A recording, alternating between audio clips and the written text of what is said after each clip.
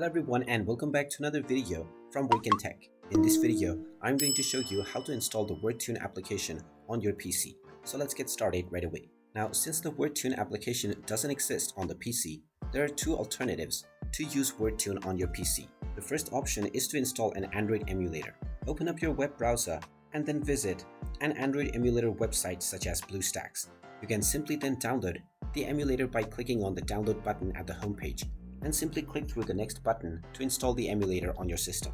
Once it is installed, you can just open it up and you will be able to access your Android home screen. From here, just open up the Play Store and log into your Google account, and after logging in, tap on the search box and search for the Wordtune application and proceed with installing it on your device. In this way, you will be able to use the Android version of Wordtune on your PC. The second option is to install the web browser version.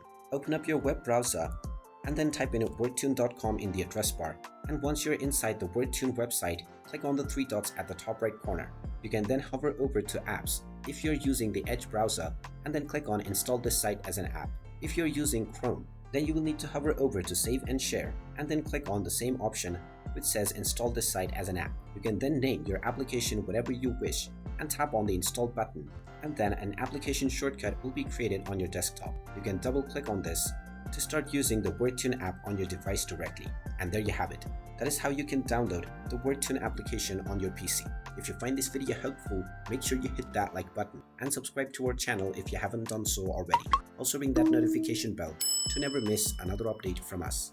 Thank you for watching, and I will see you again in the next video.